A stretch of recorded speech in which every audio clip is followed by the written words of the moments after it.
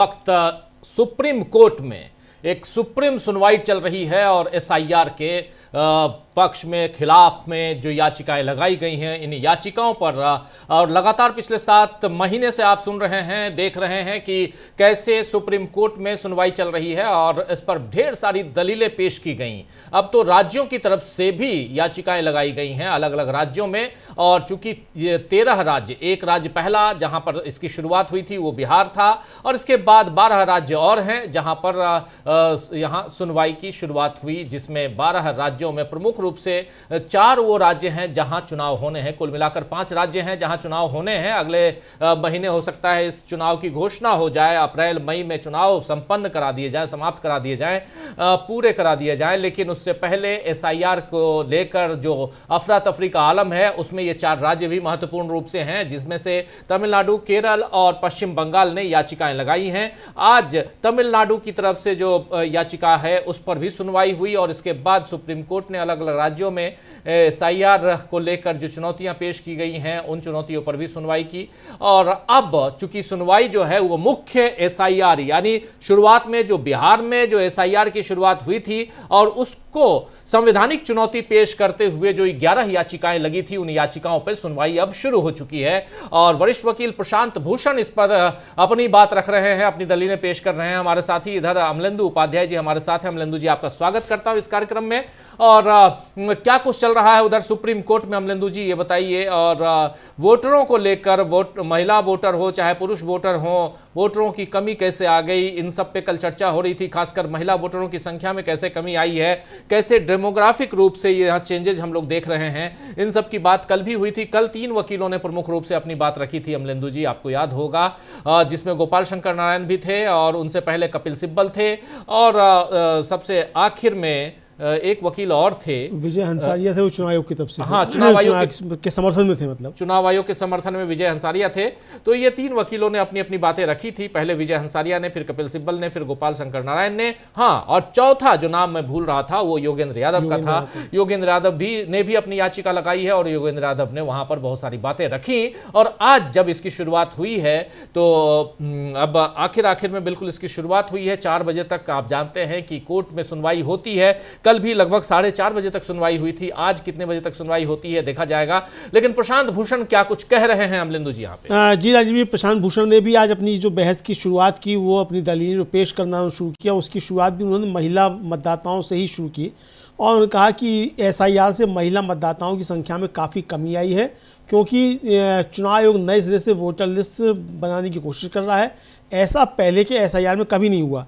जब आप वोटर पर गिनती का फॉर्म भरने का बोझ डालते हैं तो जो लोग कमज़ोर हैं, और हमारे भारतीय समाज में महिलाएं कमज़ोर ही हैं, इसलिए उनमें से कई लोग फॉर्म नहीं भर पाते हैं। जो प्रवासी मजदूर कुछ समय के लिए काम के लिए बाहर जाते हैं और वापस आते हैं, वे लोग भी फॉर्म नहीं भर पाते हैं। इसलिए यह स्ट्रक्चरल समस्या पैदा हुई है। और उन्होंने कहा कि यूपी की कॉन्स्टिट्यूंसी को छोड़कर जहां उन्होंने नई लिस्ट बनाने के लिए विस्तार से कारण बताया, ऐसा देश के इतिहास में पहले कभी नहीं हुआ, और यह बहुत जल्दबाजी में किया गया है। दूसरा, चुनाव आयोग का तर्क है कि धारा 324 जो है, मतलब अनुच्छेद 324 जो है, हमें किसी भी तरह से काम करने की पूरी आज़ादी देता है। तो वे कहते हैं कि हम संसद द्वारा बनाए गए किसी भी कानून से बंधे नहीं हैं, किसी भी नियम से, अपने खुद के मैनुअल से भी नहीं, और हम जो चाहें कर सकते हैं। इस तर्क को स्वीकार नहीं किया जा सकता, क्योंकि कोई भी अथॉरिटी मनमाने ढंग से काम नहीं कर सकती। और नागरिकता का मुद्दा, ईआरओ नागरिकता कैसे तय करेगा? बर्थ सर्टिफिकेट और पासपोर्ट को छोड़कर दूसरे डॉक्यूमेंट्स नागरिकता का सबूत नहीं है। तो अगर किसी के पास बर्थ सर्टिफिकेट या पासपोर्ट नहीं है तो ईआरओ इसको कैसे तय करेगा? 2003 के एसआईआर में चुनाव आयोग का यह निर्देश है कि किसी व्यक्ति की नागरिकता तय करना एन्यूमरेटर का काम नहीं है। हालांकि उनके पास उम्र या सामान्य निवास के संबंध में रजिस्ट्रेशन के लिए योग्यता के आधार पर किसी भी व्यक्ति को बाहर करने की शक्ति है।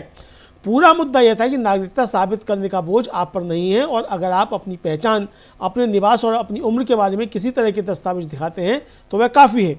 अगर आपके पास दस्तावेज नहीं है तो आपको सेल्फ डिक्लेरेशन का एफिडेविट देना होगा, और यह किसी और को साबित करना होगा कि आप नागरिक नहीं हैं। शर्त यह है कि अगर यह झूठ पाया जाता है तो आप पर मुकदमा चलाया जा सकता है। ईआरओ कैसे विचार करेगा? वह कोई कोर्ट नहीं है। अगर कोई दावा कर रहा है तो उसे मौके और दस्तावेजी सबूतों के लिए कोर्ट की तरह काम करना होगा, जिसमें क्रॉस एग्जामिनेशन भी शामिल है। मुझे क्रॉस एग्जामिनेशन करने का मौका दिया जाना चाहिए। इसलिए चुनाव आयोग ने 2003 में कहा था कि न्यूमरेटर को नागरिक तय नहीं करना चाहिए, उसे उस मुद्दे को फ्लैग करके संबंधित अधिकारी को भेजना चाहिए, जो सभी सबूतों पर विचार करने के बाद फैसला करेगा। फिर प्रशांत भूषण ने अगला तर्क दिया कि वोट देने का संवैधानिक अधिकार मनमाने ढंग से नहीं छीना जा सकता, ये एक ट्रिब्यूनल का काम है और बोलने का आदेश पास करना होगा। अगला मुद्दा पारदर्शिता का है, सभी स्टेज पर वोटर लिस्ट उपलब्ध होनी चाहिए। Original voter list, draft roll, हटाए गए लोगों के नाम और उन्हें हटाने के कारण उनके अपने मैनुअल में यह दिया गया है कि चुनाव आयोग को अपनी वेबसाइट पर नाम जोड़ने, नाम हटाने के हर एप्लीकेशन और कमीशन द्वारा पास किए गए हर ऑर्डर को रोजाना डालना होगा। वे इसे वेबसाइट पर क्यों नहीं डाल सकते ताकि लोग देख सकें? और ये सर्च करने लायक और मशीन से पढ़ने लायक होना चाहिए। मशीन से पढ़ने लायक होने से यह प्राइवेसी का उल्लंघन किस तरीके से होता है? आप डुप्लीकेट को पहले फोटोग्राफिक पहचान और डेमोग्राफिक पहचान के आधार पर फ्लैग करके हटा सकते हैं। इसका मतलब है कि एक ही पता, एक ही नाम, एक ही पिता का नाम या एक ही फोटो और उसके बाद आप जाकर वेरीफाई करें कि ये व्यक्ति है या नहीं। ऐसा क्यों नहीं किया जा सकता? एआई बहुत आगे बढ़ गया है और इसका इस्तेमाल किया जा सकता है। ये प्रशांत भूषण ने सुझाव दिया राजीव जी। और फिर उन्होंने कहा कि सोशल ऑडिट जिसमें ईआरओ ग्राम सभा वगैरह में जाएगा, वहाँ वह सबको बुलाएगा, फिर पुराने रोल में से नाम पढ़ेगा और लोग उसे बताएंगे कि वह व्यक्ति मर गया है, यह व्यक्ति कहीं और चला गया है या यह व्यक्ति यहाँ है ही नहीं। यह इंटेंसिव रिवीजन को करने का सबसे अच्छा और पक्का तरीका है। बिल्कुल बिल्कुल बिल्कुल बिल्कुल। ये रिवीजन, इंटेंसिव रिवीजन यानी सीधे सीधे स्पेशल इंटेंसिव रिवीजन की बात हो रही है। उसको करने का सबसे अच्छा तरीका क्या है? और ये प्रशांत भूषण ने अब सब अपनी अपनी बात यहाँ रख रहे हैं। आज लग रहा है मेरे को अमलेंदु जी की ये फाइनल हियरिंग चल रही है, क्योंकि फाइनल हियरिंग चल रही है क्योंकि यहाँ पर सबसे पहले तो इन्होंने अपनी बात रखी, यानी प्रशांत भूषण ने अपनी बात रखी। और प्रशांत भूषण जो अपनी दलील दे रहे हैं उसमें पारदर्शिता के मुद्दे की बात कर रहे हैं और कह रहे हैं सोशल ऑडिट की बात भी कर रहे हैं और डुप्लीकेट को के लिए उसके लिए फोटोग्राफिक पहचान कैसे की जाए, ये सारी बातें इन्होंने रखी है। सामाजिक ऑडिट की बात इन्होंने की है, ईआरओ ग्राम सभा जो अभी आप बता भी रहे थे, इन सब की बात उन्होंने की। बहुत महत्वपूर्ण बातें यहाँ पर प्रशांत भूषण ने कही हैं और डुप्लीकेट वोटर को कैसे यहाँ पर पहचाना जाए और इसके लिए एआई का कैसे इस्तेमाल हो सकता है, ये सारी चीज़ें ये सर्च करने लायक और मशीन से पढ़ने लायक होना चाहिए कह रहे हैं। और मशीन से पढ़ने लायक यानी ये जो सूची है, लिस्ट है, इसकी बात कर रहे हैं कि वोटर लिस्ट जो आप बना रहे हैं सर्चेबल हो और मशीन रीडेबल हो। ये कह रहे हैं मशीन से पढ़ने लायक होने से ये प्राइवेसी का उल्लंघन कैसे होता है, ये भी बताइए। यहां कह रहे हैं आप डुप्लीकेट को पहले फोटोग्राफिक पहचान और डेमोग्राफिक पहचान के आधार पर फ्लैग करके हटा सकते हैं। इसका मतलब है कि एक ही पता, एक ही नाम, एक ही पिता, एक ही माता, ये सारे अगर एक साथ है, एक ही मिल रहे हैं और 4 जगह है, 2 जगह है, तो आप उसको पहचान सकते हैं। अभी आप जो दे रहे हैं इसमें आप पहचान नहीं पा रहे हैं, ये सबसे बड़ी दिक्कत है। और उसके बाद आप उसको उसके घर जाकर उसको वेरीफाई कर सकते हैं कि ये व्यक्ति है या नहीं है। ऐसा क्यों नहीं किया जा सकता है? ये साफ साफ यहां प्रशांत भूषण कह रहे हैं कि एआई बहुत आगे बढ़ गया है और इसका इस्तेमाल क्यों नहीं किया जा सकता है। सामाजिक ऑडिट जिसमें ईआरओ ग्राम सभा आदि में जाकर सभी को बुलाता है और फिर पुरानी सूची में से नाम पुकारता है, लोग उसे बताते हैं कि इस व्यक्ति की मृत्यु हो गई है, यह व्यक्ति कहीं और चला गया है, ये बातें होती हैं, ये व्यक्ति है ही नहीं। गहन पुनरीक्षण करने का ये सबसे अच्छा, सबसे निश्चित तरीका है जो यहाँ पर बता रहे हैं प्रशांत भूषण। तो बहुत महत्वपूर्ण बात यहाँ पर प्रशांत भूषण रख रहे हैं, कह रहे हैं। और इसके बाद यहाँ पर जो परिस्थिति, एक स्थिति दूसरी निर्मित होती है कि यहाँ अब प्रशांत भूषण बैठ जाते हैं अमलेंदु जी और बृंदा ग्रोवर खड़ी होती हैं। बृंदा ग्रोवर भी याचिकाकर्ताओं में से एक हैं, यानी याचिकाकर्ताओं के वकीलों में से एक हैं, पीयूसीएल की तरफ से बृंदा ग्रोवर हैं और कह रही है बृंदा ग्रोवर की सबसे मजबूत तर्क ये है कि ये प्रक्रिया जो पूरी की पूरी जो प्रक्रिया है, प्रोसेस है, ये धारा 21 के तहत की गई है और ये किसी भी नियम या कानून से मुक्त है, इसलिए ये प्रक्रिया विधायी प्रकृति की है। यहाँ पर साफ साफ यही तर्क दिया था उन्होंने राकेश द्विवेदी, राजीव जी, पिछली सुनवाई को जब उनके अपना पक्ष रख रहे थे कि हमारा जो ये ऑर्डर है 24 जून 2025 का बिहार में एसआईआर कराने का, ये लेजिस्लेटिव प्रकृति का है, विधायी प्रकृति का है। इसी को ये वृंदा ग्रोवर कह रही है ये सबसे अच्छा तरफ तो ये दिया गया कि ये कार्रवाई सेक्शन 21 के तहत हो रही है और ये किसी भी नियम या कानून से बंधी नहीं है, इसलिए ये विधायी प्रकृति की। और फिर चुनाव आयोग ने एग्जीक्यूटिव नोटिफिकेशन की आड़ में कानूनी बदलाव किया है। तो कार्यकारी अधिसूचना की आड़ में, एग्जीक्यूटिव नोटिफिकेशन की आड़ में एक वैधानिक संशोधन किया, यानी कानूनी यहाँ पर संशोधन कर दिया है। और उन्हें ऐसा करने का अधिकार कहां से मिला? ये सवाल पूछ रही है बृंदा ग्रोवर कि उनको आप धारा 21 की आड़ में जो आपने वैधानिक संशोधन कर दिया है, कानूनी तौर पे आपने जो संशोधन किया है, इसमें वो कैसे आपको मिल गया? ये करने का अधिकार आपको कहां से मिल गया? क्योंकि ये अधिकार देने वाली जो जगह है वो संसद है। वो ऐसा कोई भी दस्तावेज पेश नहीं कर सकते हैं जो उन्हें ये अधिकार देता हो। ये कह रही, चैलेंज कर रही है कि ऐसा कोई दस्तावेज, कोई डॉक्यूमेंट मुझे पेश करके आप बता दीजिए कि ये अधिकार आपको मिलता है। ये कह के वो बैठती हैं और फिर शादान फरासत खड़े होते हैं, शायद यही है। जी हाँ, बिल्कुल। फरासत क्या कहते हैं? शादान फरासत खड़े होते हैं और शादान फरासत भी आगे बात करते हैं। और फिर शादान फरासत कहते हैं कि नागरिकता जो है अधिकारों की एक छतरी है जिससे कई अधिकार निकलते हैं, जिसमें वोट देने का अधिकार भी शामिल है। अलग अलग एजेंसियों को उस प्रक्रिया के हिस्से के तौर पर नागरिकता की पहचान करनी होती है। चुनाव आयोग की भी इस संबंध में ज़रूरत होती है क्योंकि एक व्यक्ति का भारत का नागरिक होना जरूरी है। लेकिन कृपया नागरिकता अधिनियम की धारा 14 देखें। केंद्र सरकार भारत के हर नागरिक को अनिवार्य रूप से रजिस्टर कर सकती है, उसे राष्ट्रीय पहचान पत्र जारी कर सकती है। तो यह अनिवार्य नहीं है बल्कि एक अधिकार है।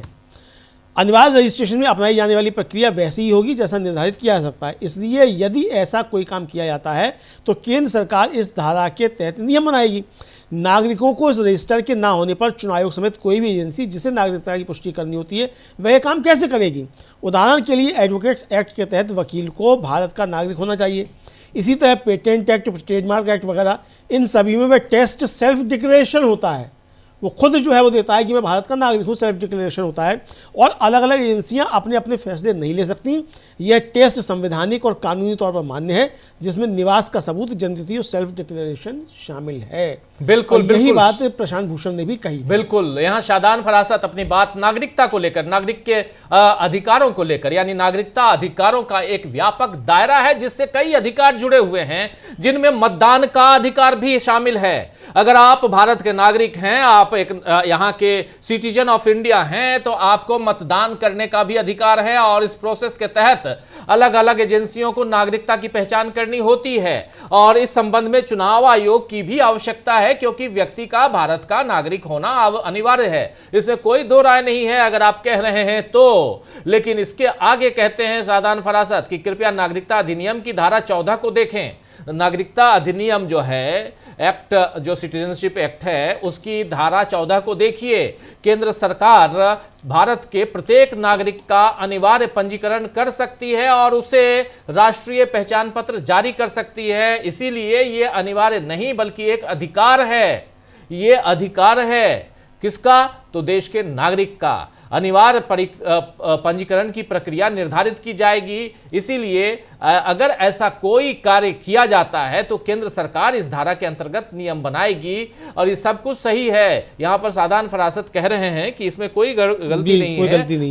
आप बिल्कुल सही कर रहे हैं, लेकिन आगे गलत क्या है वो यहाँ बताने जा रहे हैं शादान फरासत। जी हाँ, बिल्कुल राजीव जी। और आगे शादान फरासत बताते हैं कि मुझे नहीं पता कि आपकी लॉर्डशिप ने कभी किसी बार काउंसिल का ऐसा ऑर्डर देखा है जो किसी वकील की नागरिकता तय करता हो, सिर्फ इसलिए कि ये ज़रूरत है। इसका मतलब यह नहीं कि उनके पास ये अधिकार है। कानून खुद कहता है कि जब आप ये दो बातें बताते हैं तो आपको नागरिक मान लिया जाता है, जब तक कि इसके उलट कुछ और घोषित ना किया जाए। यह बहुत ही प्रैक्टिकल बात है। पासपोर्ट जैसे नागरिकता दस्तावेज के लिए भी सिर्फ पते का सबूत और जन्मतिथि का सबूत, साथ में एक डिक्लेरेशन ही काफ़ी है। ये कहना है शादान फरासत का राजीव जी कि पासपोर्ट बनाने के लिए भी आपको क्या चाहिए होता है? आपके पते का सबूत, जिस पते पे आप रहते हैं, जिस एड्रेस पे आप रहते हैं, और जन्म तिथि का सबूत, ये कि आपका जन्म, आपकी जो जन्म तिथि है वो क्या है। नागरिकों को उस रजिस्टर के अभाव में इलेक्शन कमीशन ऑफ इंडिया सहित कोई भी एजेंसी जिसके पास नागरिकता की संभावनाएं हैं, ये कार्य कैसे करेगी कि उसको वोटर अधिकार यानी वोट देने के अधिकार से ही वंचित कर देगी। जब आप पासपोर्ट बनवा सकते हैं इतना आसानी से, तो आप वोटर आईडी कार्ड क्यों नहीं? और हिंदुस्तान में अलग अलग, बिल्कुल सही है। आप अगर पैन कार्ड बनवाते हैं वहां भी आपसे आपका पता मांगा जाता है, आपका जन्म प्रमाण पत्र मांगा जाता है, यानी आपकी जन्मतिथि का कोई प्रमाण आपसे मांगा जाता है। आप अगर अभी तक आधार कार्ड बनवा रहे हैं वहां पर भी ऐसा ही है। आप अगर ड्राइविंग लाइसेंस बनवा रहे हैं वहां भी ऐसे ही है। चाहे पासपोर्ट हो, ड्राइविंग लाइसेंस हो, पैन कार्ड हो, सब में आपका पता वेरीफाई करना होता है और आपका जन्म, आपकी जो जन्म तिथि है, डेट ऑफ बर्थ, उसको वेरीफाई करना होता है। तो लेकिन यहां क्या किया जा रहा है? एग्जाम्पल दे रहे हैं यहाँ पर। उदाहरण के लिए वही जो आप अभी कह रहे हैं कि बार काउंसिल अधिवक्ता अधिनियम के तहत अधिवक्ता को भारत का नागरिक होना चाहिए। इसी प्रकार पेटेंट अधिनियम, ट्रेडमार्क अधिनियम, इन सब में भी यही बात लागू है। इन सभी में स्वतः स्वघोषणा ही मानदंड है, यानी मैंने घोषणा कर दिया कि मैं भारत का नागरिक हूं, ये अपने आप में काफी है। हमारे पास जो डॉक्यूमेंट है उसी को सेल्फ सेटिस्फाइड हम करते हैं ना, बिल्कुल सेल्फ सेटिस्फाइड। हमारे पास जो भी डॉक्यूमेंट है उस पर सेल्फ सेटिस्फाइड करके हम दे देते हैं, तो वो सर्टिफाई, सेल्फ सर्टिफाई करके हम देते हैं। फरासत कह रहे हैं कि अलग अलग एजेंसियां अपने अपने निर्णय नहीं ले सकती हैं। मानदंड संवैधानिक है न कि वैधानिक, जिसमें निवास प्रमाण पत्र, जन्मतिथि प्रमाण पत्र और स्वघोषणा शामिल है। यानी अलग अलग एजेंसियां अपना नियम बनाने लगेंगी, फिर तो सब लोग अपनी नियम बनाएंगे, सारे एजेंसियां ही नियम बनाएंगी। ये कहां तक सही है, कहां तक उचित है? फरासत कह रहे हैं, शादान फरासत यही नहीं रुकते, वो कह रहे हैं कि मुझे नहीं पता कि माननीय न्यायाधीशों ने कभी किसी बार काउंसिल के उस आदेश को देखा है जिसमें किसी अधिवक्ता, किसी वकील, किसी एडवोकेट की नागरिकता निर्धारित की गई हो, केवल इसलिए कि यह आवश्यकता है। इसका अर्थ यही है, यह नहीं है कि उन्हें यह अधिकार प्राप्त नहीं है। कानून खुद कहता है कि एक बार जब आप इन दो बातों की घोषणा कर देते हैं तो आपको नागरिक मान लिया जाता है, जब तक कि अन्यथा घोषित न किया जाए। यह एक बहुत ही व्यवहारिक दृष्टिकोण है। यानी आप अगर अपना प्रमाण पत्र, क्या चीज का, जन्म का, और एक प्रमाण पत्र क्या चीज का, तो वो एड्रेस का, यानी एड्रेस प्रूफ और डेट ऑफ बर्थ, ये दोनों का प्रमाण पत्र अगर आप दे देते हैं तो स्वतः आपको भारत का नागरिक मान लिया जाता है। और लेकिन नियम ये हर जगह अलग अलग नहीं बनाए गए हैं। फरासत यहाँ पे कह रहे हैं कि पासपोर्ट जैसे नागरिकता दस्तावेज के लिए भी केवल पते का प्रमाण और जन्मतिथि का प्रमाण और साथ ही एक स्वघोषणा पत्र की आवश्यकता होती है। पासपोर्ट जैसे प्रमाण पत्र के लिए, जिस पर आप, ये ऐसा लीगल डॉक्यूमेंट है जिससे आप दुनिया के किसी भी देश में जा सकते हैं जहां पासपोर्ट आपकी वैलिडिटी है, आपकी जहां आपका पासपोर्ट वैलिड है। और उसके बाद आप यहां पर कह रहे हैं कि नहीं जी, वोटर आईडी कार्ड के लिए ये नहीं ये वैसा ऐसा वैसा, ये नहीं होना चाहिए। अच्छा, मजे की बात ये है कि जो फॉर्म 6 जो संसद से पारित है, कानून बना है, उस फॉर्म 6 में भी डिक्लेरेशन है, सेल्फ डिक्लेरेशन है। और जो आप इम्यूनेशन फॉर्म भरवा रहे हैं, उस फॉर्म को भरवा रहे हैं, तब भी आप डिक्लेरेशन तो ले ही रहे हैं ना। तो क्यों अलग से आप एक डिक्लेरेशन उसमें ले रहे हैं और कागज भी आप मांग रहे हैं? तो ये आपको मतलब उससे डिक्लेरेशन ले रहे हैं कि आपने जानकारी दी वो मेरी जानकारी में पूर्णतः सत्य है, यही तो होता है डिक्लेरेशन। तो ये डिक्लेरेशन तो फॉर्म 6 में भी है, तो आपने अलग से क्यों कर दिया ये? तो यही एक जो कह रहे हैं कि मिस्टर द्विवेदी ने जो कहा कि मिले गैर नागरिकों की असल संख्या मान्य नहीं रखती, लेकिन वे मान्य रखते हैं क्योंकि चुनाव आयोग असल में एक ऐसी समस्या का समाधान ढूंढ रहा है जो समस्या है ही नहीं। अगर सिर्फ 10 या 20 लोग ऐसे हैं तो क्या आप 9 करोड़ लोगों की आबादी को स्कैन करेंगे? अगर मान लीजिए 10 या 20 लोग ऐसे घुस भी आए हैं, घुसपैठिए जिनको कहा जाता है, वो 10 या 20 आ गए हैं, तो क्या आप 9 करोड़ लोगों की आबादी को स्कैन करेंगे? ये नंबर कोर्ट को दिए जाने थे, वे असल में एक ऐसी समस्या का समाधान दे रहे हैं जो जरूरी नहीं कि हर राज्य में हो।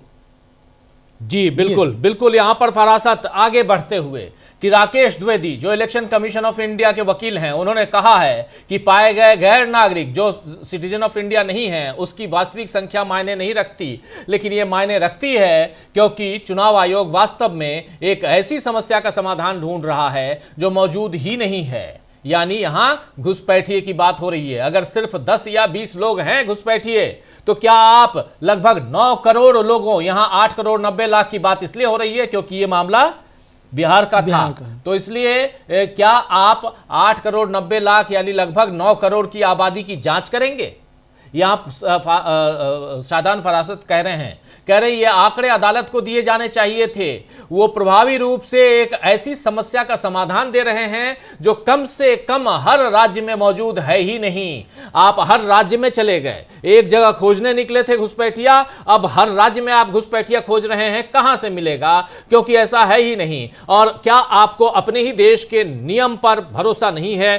50 यहां पर 1947 में देश आजाद हुआ और उसके बाद से लगातार नियम कायदे 1950 की बात में कर रहा था, रिप्रेजेंटेशन ऑफ पीपुल एक्ट 1950 आ गया 1950 में, उसके बाद 51 हुआ। लगभग हर 10 साल में इस एक्ट में कुछ ना कुछ सुधार करते हुए हमने देखा है। और उसके बाद आप कह रहे हैं कि यहां पर हमको फिर से एसआईआर करवाना है। एसआईआर के नाम पे कितना ज्यादा यहां पर लोग परेशान हैं वो उसकी चिंता आपको नहीं है। ये बातें यहां, और जिस चीज को खोजने के लिए गैर नागरिकों को खोज रहे हैं आप, जिसको नरेंद्र मोदी की भाषा में घुसपैठिया, अमित शाह की भाषा में घुसपैठिया कहा जाता है, हिमंता विश्व शर्मा की भाषा में तो मियां कहा जाता है, इन सबको आप वो कर रहे हैं। वो कह रहे हैं ना कि मियां के उस पे मत बैठिए, रिक्शे पे मत बैठिए, उनको 5 की जगह 4 रुपए ही दीजिए।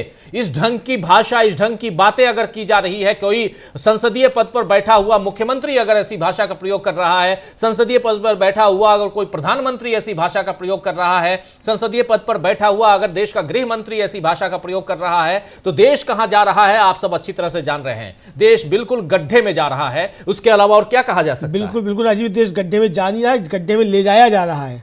मतलब गड्ढे में जाता तो अपने आप चला जाता, मगर यहाँ तो सत्तारूढ़ दल जो है वो देश को गड्ढे में ले जा रहा है। और बिल्कुल एक तयशुदा डिज़ाइन जो है उसके तहत जो है वो ये लेकर जा रहा है राजीव जी।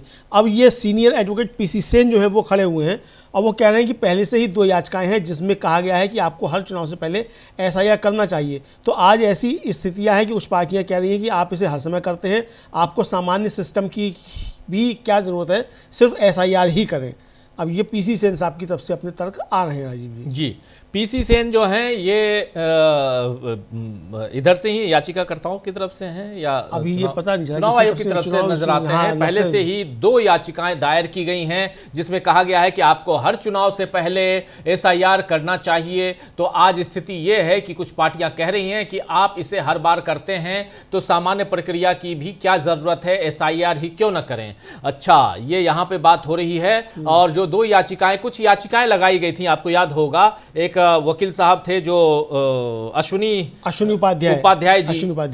उपाध्याय, पीसी सेन, ये सब जो हैं चुनाव आयोग के पक्ष में कुछ याचिकाएं भी लगाई गई हैं और कुछ राज्यों की तरफ से भी, इसलिए कि कुछ याचिकाएं अगर विरोध में है तो पक्ष में भी लगा दी जाए। तो इसलिए उसी पक्ष में अपनी बात रखते हुए यहाँ पीसी सेन जो है वो कह रहे हैं कि पहले से ही 2 याचिकाएं दायर की गई हैं जिनमें कहा गया है कि आपको हर चुनाव से पहले एसआईआर करना चाहिए। तो आज स्थिति यही, आज हालत यही है कि कुछ पार्टियां कह रही हैं कि आप इसे हर बार करते हैं तो सामान्य प्रक्रिया की भी क्या जरूरत है, एसआईआर ही क्यों न करें जब यही है। तो ये सारी बातें यहां पर रखी जा रही हैं और अलग अलग वकील, थोड़ी लोगों को थोड़ा थोड़ा समय दिया जा रहा है, ज्यादा नहीं। थोड़ा दिया जा रहा है। हाँ, पीसी सेन साहब जो है वो काफ़ी लंबी चौड़ी बात रख चुके हैं राजीव जी, उनकी भी हम लोग बताते हैं कि वो और आगे उन्होंने क्या क्या बातें कही हैं। पीसी सेन जो है वो आगे अपनी बात रख रहे हैं और पीसी सेन कह रहे हैं कि पहला पॉइंट जो है जो अब तक साफ तौर पर सामने आ गया वह तर्क की पूरी कमी, रिकॉर्ड पर कोई सबूत नहीं रखा गया है, कोई कारण नहीं बताए गए हैं, कोई सपोर्टिंग मटेरियल नहीं है। मीलॉज इस तर्क की कमी को और भी ज़्यादा परेशान करने वाली बात यह है कि इलेक्शन कमीशन की अपनी प्रेस रिलीज़ है, इसमें दर्ज है कि भारत के चुनाव आयोग के 7 जनवरी 2025 के निर्देशों के अनुसार बिहार राज्य के सभी 243 विधानसभा क्षेत्रों के लिए वोटर लिस्ट का फाइनल पब्लिकेशन किया गया था। इसमें वोटर्स की कुल संख्या बताई गई है। ये नोट किया गया है कि ड्राफ्ट पब्लिकेशन में जेंडर रेशियो 910 था और फाइनल पब्लिकेशन में बढ़कर 914 हो गया था और बिहार में जेंडर रेशियो में लगातार सुधार दर्ज किया गया है। इसमें जोड़े गए नामों की संख्या, हटाए गए नामों की संख्या और संबंधित अवधि के दौरान वोटर्स की संख्या में हुई कुल बढ़ोतरी बताई गई है। इसके अलावा पेज 404 पैराग्राफ 4.0.4 पर प्रेस रिलीज में कहा गया है कि समरी रिवीजन के हिस्से के रूप में सक्रिय भागीदारी को आसान बनाने के लिए विशेष अभियान दिवस आयोजित किए गए थे। ये अभियान सभी निर्वाचन क्षेत्रों के सभी पोलिंग स्टेशनों पर राजनीतिक दलों और अन्य स्टेक होल्डर्स के साथ बातचीत के साथ आयोजित किए गए थे। इसलिए मीलॉज एक महत्वपूर्ण काम पहले ही किया जा चुका था, जैसा कि इलेक्शन कमीशन ने खुद स्वीकार किया है। अगर वह महत्वपूर्ण काम अपर्याप्त या दोषपूर्ण पाया गया था तो उसे कारणों और सपोर्टिंग मटेरियल के साथ बताया जाना चाहिए था। रिकॉर्ड पर ऐसा कुछ भी मौजूद नहीं है, इसके बजाय बिना किसी सपोर्टिंग मटेरियल के केवल अस्पष्ट कारण दिए गए हैं। दूसरा बिंदु कथित जल्दबाजी से संबंधित है। अगर हम सेक्शन 21(3) को देखें, जैसा कि आप सब जानते हैं और जैसा कि सुश्री ग्रोवर पहले ही बता चुकी हैं, यह एक नॉब एस्टेंटेड क्लॉज से शुरू होता है। यह समय की पाबंदी को हटा देता है। रिवीजन क्वालिफाइंग तारीख के साथ मेल खाना जरूरी नहीं है। एक विशेष रिवीजन किसी भी समय और किसी भी अवधि के लिए किया जा सकता है, इसलिए समय के दबाव का कोई खतरा नहीं है। जी, बिल्कुल समय के दबाव का कोई खतरा नहीं। इसके अलावा ये कह रहे हैं कि अगर ये समानांतर तंत्र है तो धारा 25 के तहत मिलने वाली सारी सुविधा समाप्त हो जाएगी। इलेक्शन कमीशन ऑफ इंडिया नियमों के बाहर भी एसआईआर कर सकता है और इसीलिए अगर आप धारा 21(3) का व्यापक अर्थ निकालते हैं तो नियमों का पालन करना अनिवार्य होगा, अन्यथा बिना किसी रोक टोक के पैरेलल शक्ति मिलने से सारी सुरक्षा समाप्त हो जाएगी। यानी क्यों यहां पर 21(3) का व्यापक अर्थ निकालिए और उस अर्थ के साथ एसआईआर क्यों जरूरी है ये बताने की कोशिश, इसको यहां एस्टैब्लिश करने की कोशिश हो रही है इनके तरफ से, पीसी सेन की तरफ से ये बातें आ रही हैं। पीसी सेन की तरफ से जो बातें आ रही हैं वो हम आप तक पहुंचा रहे हैं। ये चुनाव आयोग के पक्ष में एक वकील जो खड़े हुए हैं और अपनी बात रख रहे हैं। अब निजाम पाशा आ गए हैं शायद, जी जी निजाम पाशा जो हैं वो याचिकाकर्ताओं की तरफ से हैं और ये सेन साहब भी याचिकाकर्ताओं की तरफ से ही हैं राजीव जी, ये पश्चिम बंगाल की तरफ से है, चूंकि ये कह रहे हैं कि वही इन्होंने जो कराया था अपना वहाँ बिहार में पहले जनवरी 2025 में, और इसमें इन्होंने कहा था कि ये कराया जा रहा है अद्यतन करने के लिए और फाइनल लिस्ट आपने प्रकाशित कर दी थी। तो आपने जब एसआईआर उनकी बात रिपीट कर रहे हैं, हाँ उनकी बात रिपीट कर रहे हैं कि जब आपने वहाँ करा लिया था 2025 में, फाइनल लिस्ट हो गई थी, तो आपने जब एसआईआर की घोषणा की तो आपने उसमें क्यों नहीं बताया कारण कि भाई 2025 में जो आपने जनवरी में कराया था वो सही नहीं था, उसमें क्या खामियां थी, ये आपको बतानी चाहिए थी जब आप एसआईआर करा रहे हैं, ये आपने नहीं बताई।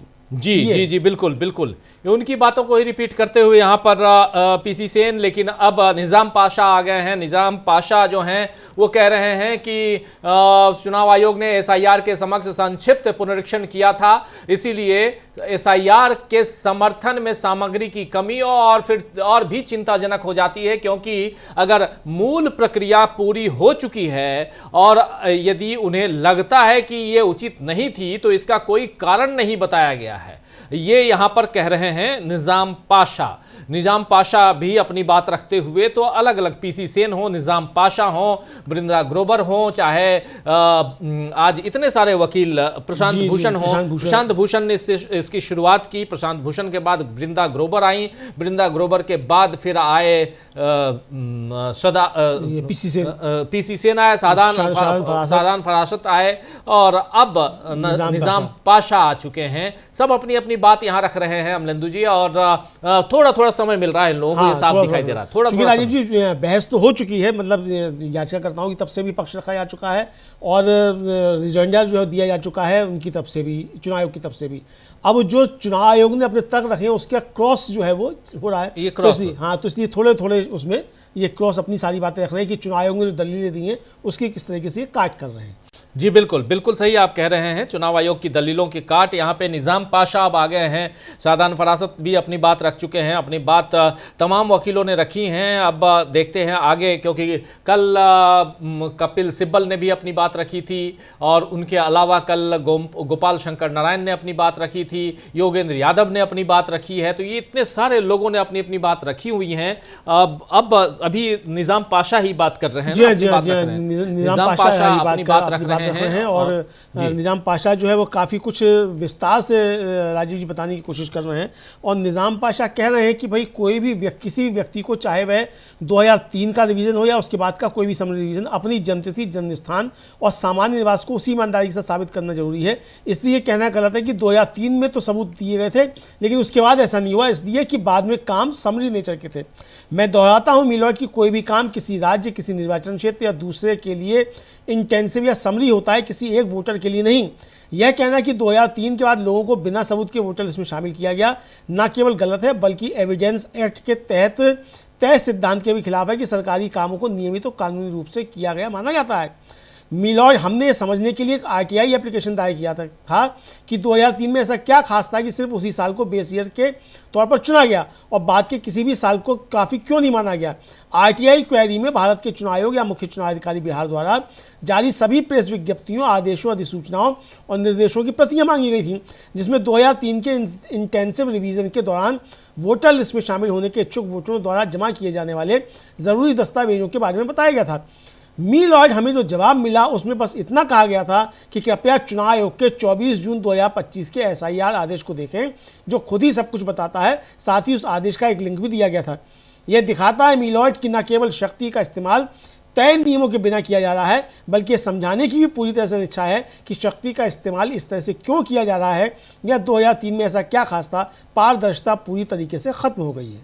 जी जी जी, बिल्कुल पारदर्शिता यानी ट्रांसपेरेंसी की बात है। ट्रांसपेरेंसी बिल्कुल खत्म हो चुकी है और इस बारे में निज़ाम पाशा अपनी बात रखते हुए, निज़ाम पाशा भी याचिकाकर्ताओं के वकील हैं जो अपनी बात यहाँ रख रहे हैं, और यहाँ एक डिफेंसिव मोड में नज़र आ रहा है चुनाव आयोग, वो भी दूसरी तरफ दिख रहा है। लेकिन क्योंकि इतने सारे वकील हैं, इतने वरिष्ठ वकीलों की टोली यहाँ पर ऑलरेडी है, और सबसे बड़ा सवाल यहाँ पे ये भी है अमलेंदु जी की ये लगातार बार बार चुनाव आयोग की पारदर्शिता का सवाल यहाँ बार बार आ रहा है, और इसलिए यहाँ पर कहा जा रहा है मिलॉर्ड, आपको याद होगा कि अंतरिम आदेशों जो आपने इंटरिम ऑर्डर दिया था, उन आदेशों की सुनवाई के दौरान माननीय न्यायाधीश महोदय ने चुनाव आयोग को विशेष रूप से 2003 के दिशा निर्देशों को रिकॉर्ड पर रखने का निर्देश दिया था।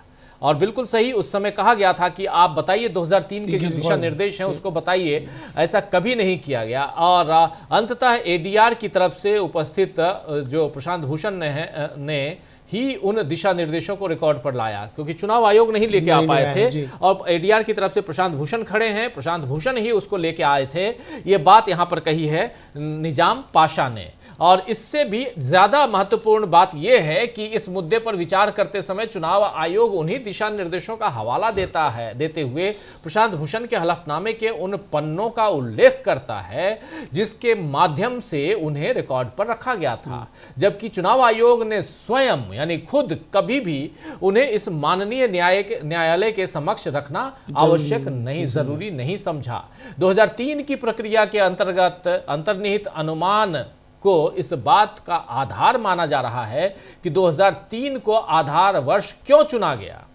मेरा विनम्र निवेदन है, कह रहे हैं निजाम पाशा, कि मेरा विनम्र निवेदन है कि दावा की गई शक्ति का दायरा अत्यधिक है और इसके प्रयोग का तरीका पूरी तरह से मनमाना और पूरी तरह से अपारदर्शी है, यानी ट्रांसपेरेंट है ही नहीं। आप जो दावा कर रहे हैं आपके पास, आप जिस शक्ति की बात कर रहे हैं वो शक्ति आपके पास है लेकिन ट्रांसपेरेंट नहीं है। ये बात यहां कह रहे हैं निजाम पाशा। जी बिल्कुल बिल्कुल, निजाम पाशा कह रहे हैं कि जो आपके पास शक्ति है, लेकिन आप शक्ति जो किस तरीके से आप इस्तेमाल कर रहे हैं, शक्ति क्या है, और वो आप इसका इस्तेमाल जो है वो गलत तरीके से कर रहे हैं, ये निजाम पाशा ने कहा राजीव जी।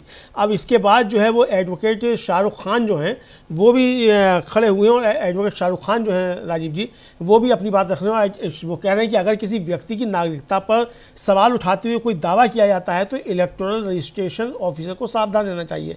अगर बताए गए डॉक्यूमेंट्स के बारे में सवाल उठाए जाते हैं तो ईआरओ वेरिफिकेशन के लिए संबंधित सरकारी अथॉरिटी से संपर्क कर सकता है या मामले को गृह मंत्रालय को भेज सकता है, जैसा भी मामला हो। ईआरओ जांच तभी शुरू कर सकता है जब विश्वसनीय आरोप या अन्य वैध कारण सामने आए। किसी भी विश्वसनीय आरोप के अभाव में और जहां सरकार द्वारा जारी किए गए वैध डॉक्यूमेंट्स मौजूद हैं, वहां किसी व्यक्ति की नागरिकता पर सवाल उठाने या जांच शुरू करने का ईआरओ का अधिकार सीमित हो जाता है। इसमें आगे कहा गया है कि एक व्यक्ति को योग्य माना जाएगा यदि वह representation of the people act के तहत बताए गए अनुसार अपनी योग्यता के समर्थन में दस्तावेजी सबूत पेश करने में सक्षम है और उसमें दिए गए किसी भी आधार पर अयोग्य नहीं है। इसमें यह भी कहा गया है कि अगर यह संदेह करने का कारण है कि पेश किया गया कोई भी सर्टिफिकेट फर्जी है या बिना उचित सावधानी जारी किया गया है तो मैनुअल के चैप्टर 7 के पैराग्राफ 7.4.1 के तहत ईआरओ को उस मामले की रिपोर्ट उस अथॉरिटी को देनी होगी जिसने वह सर्टिफिकेट जारी किया था। यह मिलॉर्ड चुनाव आयोग द्वारा प्रक्रिया का अपना स्पष्टीकरण है। यह स्पष्ट रूप से केवल एक वेरिफिकेशन मैकेनिज्म की कल्पना करता है।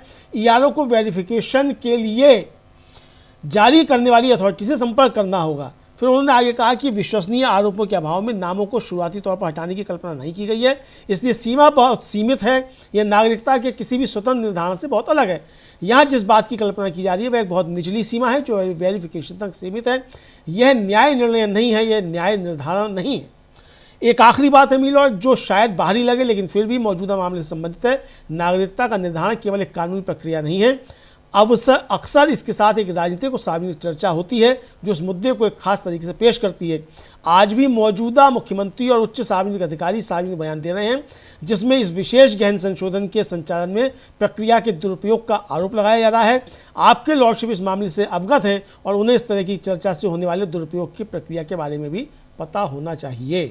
जी बिल्कुल बिल्कुल बिल्कुल सही कह रहे हैं। विश्वसनीय आरोपों, यहाँ पर शाहरुख आलम हैं, वो शाहरुख खान नहीं, शाहरुख आलम हैं। शाहरुख खान तो याद आते ही हैं क्योंकि वो फिल्म के हीरो हैं और हालांकि ये इस नाम के कई लोग हैं, लेकिन फिर भी शाहरुख खान नहीं, ये शाहरुख आलम हैं, वरिष्ठ वकील हैं।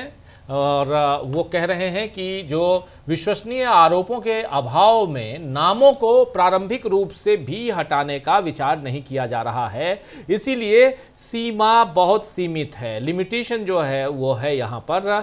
और ये नागरिकता के किसी भी स्वतंत्र निर्धारण से बहुत दूर है। यहाँ जिस सीमा पर विचार किया जा रहा है वो बहुत कम है और केवल सत्यापन तक ही सीमित है। ये न्याय निर्णय नहीं है, यानी ये न्यायपूर्ण निर्णय नहीं है, ये नागरिकता का निर्धारण नहीं है, और एक अंतिम बिंदु है। और लास्ट पॉइंट यहाँ कह रहे हैं कि मिलॉर्ड, जो शायद अप्रासंगिक लगे लेकिन फिर भी वर्तमान मामले में प्रासंगिक है। ये नागरिकता का निर्धारण केवल एक कानूनी प्रक्रिया नहीं है, अक्सर ये एक राजनीतिक और सार्वजनिक चर्चा से जुड़ा होता है जो इस मुद्दे को एक विशेष तरीके से पेश करता है। आज भी मौजूदा मुख्यमंत्री और उच्च सार्वजनिक अधिकारी इस विशेष गहन पुनरीक्षण के संचालन में प्रक्रिया के दुरुपयोग का आरोप लगाते हुए सार्वजनिक बयान दे रहे हैं।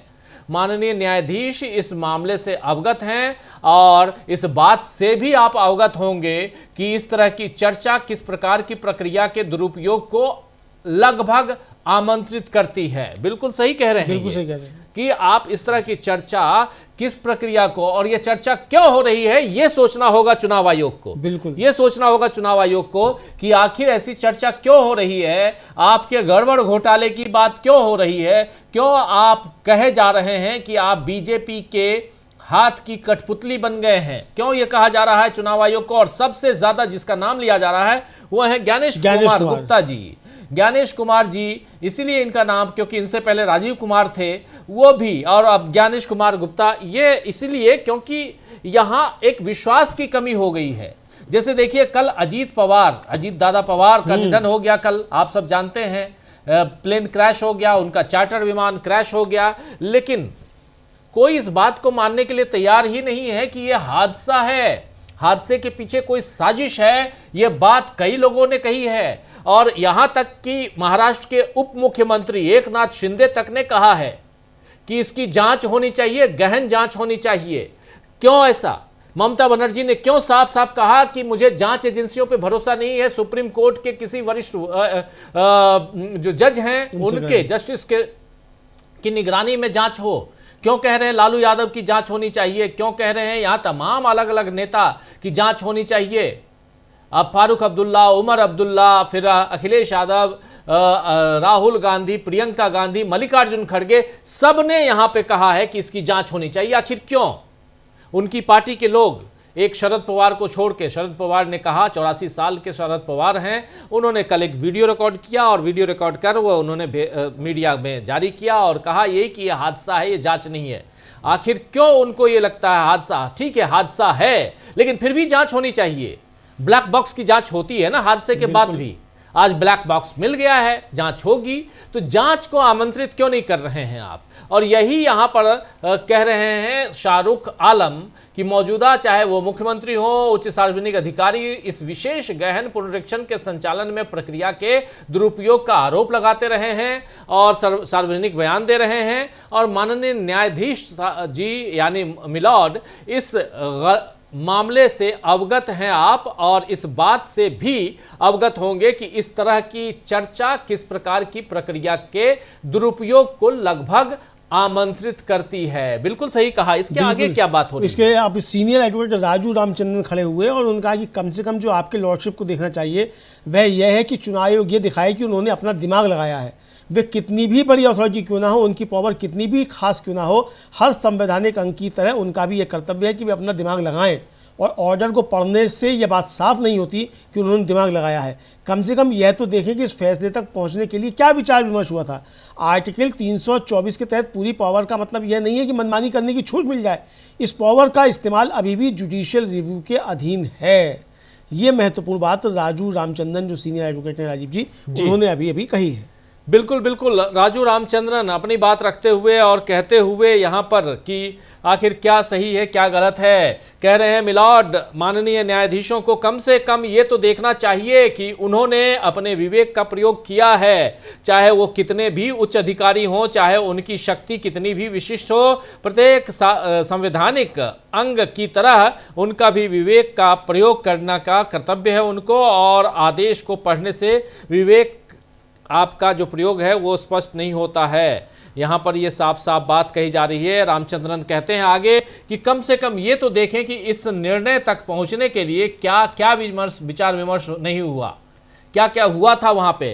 अनुच्छेद 324 के तहत प्रदत्त पूर्ण शक्तियाँ असीमित विवेकाधिकार प्रदान नहीं करती हैं। इस शक्ति का प्रयोग अभी भी न्यायिक समीक्षा के अधीन है। ये बात यहाँ कह रहे हैं राजू रामचंद्रन जी। राजू रामचंद्रन वरिष्ठ वकील अपनी बात रखते हुए यहाँ पे अमलेंदु जी आगे भी हाँ रामचंद्रन ही राजीव जी आगे भी अपनी बात रख रहे हैं। बहुत लंबी चौड़ी उन्होंने भी बात रखी है।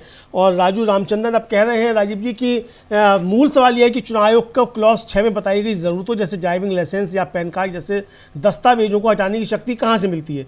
इसका जवाब आपके लॉर्डशिप को नहीं दिया गया है। एक एक करके वैधानिक प्रक्रिया से नियमों से ही इस तथाकथित पूर्ण शक्ति का इस्तेमाल करके चुनाव आयोग ने मेरे सम्मानपूर्वक निवेदन के अनुसार आपके लॉर्डशिप को संतुष्ट नहीं किया है। दूसरा, राज्यों के चुनाव में कारणों की कमी साफ दिखती है।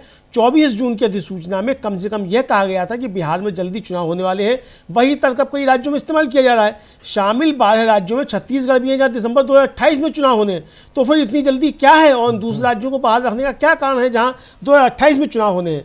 मी लॉर्ड, इसका कोई स्पष्ट कारण नहीं है। हमने रिकॉर्ड पर एक टेबल रखी है जिसमें बताया गया है कि अलग अलग राज्यों में चुनाव कब होते हैं। फिर मिलॉर्ड्स में पहले पेज पर पैराग्राफ 6 इस काम को विधायी चरित्र का बताने की कोशिश करता है। किसी कार्रवाई को सिर्फ विधायी कहने से मनमानी के आधार पर चुनौती से मुक्त नहीं हो जाती। अगर मान भी ले बहस के लिए कि यह विधायी है तो मैं कहूँगा कि इसे ऐसा नहीं कहा जा सकता। यह किसी चुनी हुई विधायिका से नहीं निकला है।